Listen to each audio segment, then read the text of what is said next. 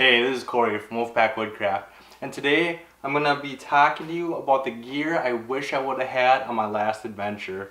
I'm going to go over the things that I really needed and the things that I'm really glad I had. So stay tuned.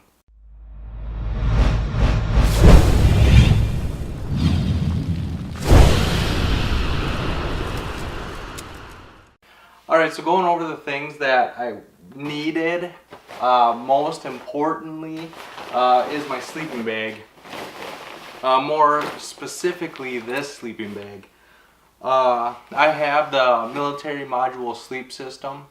I have the green bag, the black bag, and the Gore-Tex bivy. I also have the stuff sack that comes with it. It's a 4-piece kit. And all the links will be in the description box below. But the green bag is a 30-degree bag. The black bag is a -10-degree bag. And then the Gore-Tex bivy is just a completely waterproof shell. So this is completely waterproof, so no moisture can get in or out of this thing. And this is what I really needed to have with me. I probably could have got away with my green patrol bag and my wool blanket. I think that would have got me through a little more comfortable. I wouldn't have had to get up and run laps. And if you haven't seen my last trip video, I'll leave a link in one of the cards. I don't know what corner it pops up in, but I'll leave a link for that. But this sleeping bag, if I would have had this with me, I would have stayed the whole weekend. I would have been more than comfortable. I would have been able to sleep both nights very well. Usually I have my wool blanket, or I have my wool blanket and my green bag, and then I use my wool blanket as kind of an outer shell. And then my black bag, I keep the Gore-Tex bivy on this so that I have a very waterproof, very warm sleeping bag.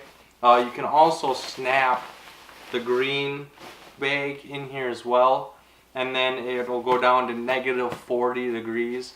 I have tried that. It does work, but it's a pain in the butt doing all these snaps and buckles and stuff. And so usually I just keep them separate, and then the wool blanket is what I use as an add-on. And so this is what I need to have with me. If I would have had this with me, I would have been able to stay no problem, and I would have gotten a much better night's sleep with this. Another option that could have saved me is the To-Go Systems Trifecta. Now this is a Mylar blanket. It's kind of like a Mylar sleeping bag, a tarp, a waterproof bivy, all wrapped up into one. And so if I would have had this, I would have been able to wrap myself up with this, put my wool blanket on the inside, and reflected all my body heat. And this would have kept me warmer as well. And this takes up a lot less space. Looking back now, this is probably what I would have brought, just because it doesn't take up as much bulk as my sleeping bag. And yet I think it would have kept me warm even in them lower temperatures. So this is what I probably would have brought with me, but this would have guaranteed my warmth and my comfort. So that is what I should have brought. I should have brought one of the two with me so that I could have stayed both nights, and I would have stayed warm, I would have slept, and I would have been very comfortable. Another thing I wish I would have brought is a book. When I'm out camping, that's when I get most of my reading done. I don't really have time to just sit down and read a lot.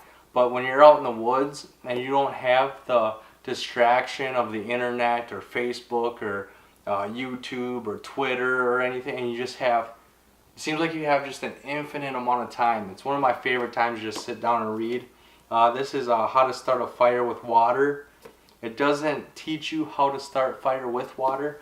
It's just a kind of an outdoor survival guide thing. Whoever wrote this book should have had somebody proofread it before he published it. There's a lot of misspelled words, and the numbering is kind of weird. They like they're like, it's like 1 through 20, but there's actually 21 things because they use 10 twice.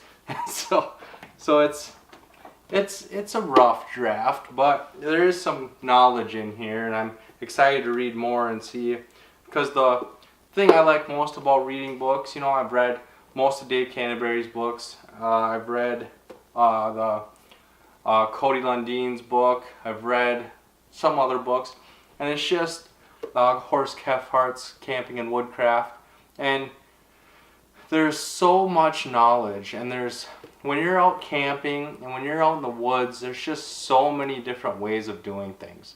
There's so many different climates, there's so many different areas, there's so many different plants and species and everything.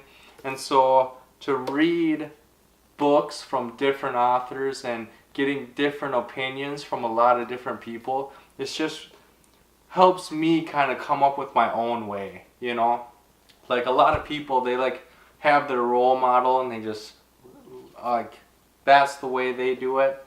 And I kind of like to just broaden my horizons and kind of come up with my own way of doing things. And one of the ways that I'm able to do that is by reading. And so that's my rant on reading, I guess. Alright, so now things that I'm really glad that I had with me. And first off, I'm really glad that I had my wool stocking cap and gloves. I actually slept with my wool hat on, and when it got colder in the mornings, or in the one morning I guess, I wore my stocking cap and my gloves, and it just kept me nice and warm. And then another thing that I slept with is my balaclava. So this is a Nike Hydro or Hyper Warm balaclava. I slept with this on as well. This is just like a ski mask type thing, and this really helped keep me warm. The only thing I don't like about this is it doesn't cover my neck. It covers my whole head, but it still leaves my neck exposed. And so, I don't know, usually I have a jacket or something on that covers my neck, and so it's not a problem. But when I was sleeping in my wool sweater, this is a 100% wool sweater, it has a collar just like my shirts, and so my neck was kind of exposed, but I was able to take my wool blanket and tuck it up and stay out of the cold air at least. And then this is the last thing that I'm really glad I brought. Actually, there's one more thing I'm glad I brought, but this is the last thing that I wore that I'm glad I brought. And wool, this is 100% wool. It's a very warm sweater, and wool is very expensive. It's a very expensive product to buy. I'm still saving up to buy a Lester River Burrell shirt, and those are $250. And wool in general is expensive, but I got this for $5. One of my tricks is I go to Goodwill, and usually in the far back corner there's people that dropped off wool sweaters or wool, and they tuck it in the way back corner because people are allergic to wool, and so they try to just hide it in the back so that nobody gets an allergic reaction. And I go through there and I just look for 100% wool, and I buy it. Usually whether it fits or not, I buy it just because I can use it as an insulation. I can use it for other things, but every once in a while I get lucky and I find something that fits, and I stay really warm. And $5, you know, anywhere from like, I've paid like $3 to $5 for most of the wool garments that I have. This is the only one that really fits me well, but I do have others that are a little small that I do use as undershirts, and so that's something to keep in mind. You don't have to buy brand new wool. If you go to the secondhand stores, you can usually find it for a lot cheaper. That's what I do. Now the last item that I'm really glad I had with me that I almost didn't bring is my Thermarest X-Therm sleeping pad. This thing kept me off the ground, it kept me comfortable, and I could feel the heat coming off of it. It just wasn't enough. It was venting out of the wool blanket.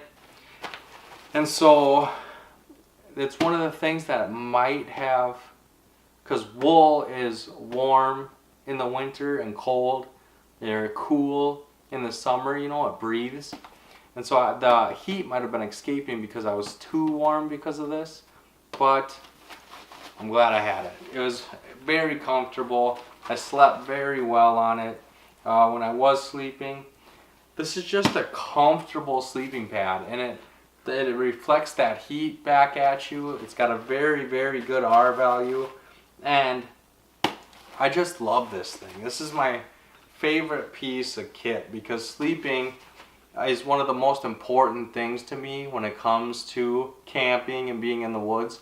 Because when you're well rested and you are feeling good the next morning, it just makes the trip that much better. You know, when you're tired and groggy and your neck hurts and your back is stiff and you know, you can't enjoy yourself to the fullest. And so I really enjoy having this sleeping pad. I really enjoy waking up feeling refreshed and not sore from sleeping on rocks and stuff. And so I'm glad I brought this as well. But I want to know, what is your most favorite piece of kit? What is the one thing that you always take with you no matter where you're going, no matter what the condition? Mine's my Xtherm. I like having this. The only time I don't bring this is when Caroline's using it, and then I have to resort to something else. But what's your favorite piece of kit? What's the one thing that you always bring with you that's your absolute favorite piece of kit? Then make sure to like and share this video to help spread that knowledge and those ideas to the people we care about most. And as always, don't forget to subscribe and come join the pack. I have a new video every Sunday and Thursday, and I can't wait to see you on the next one. Thanks, guys.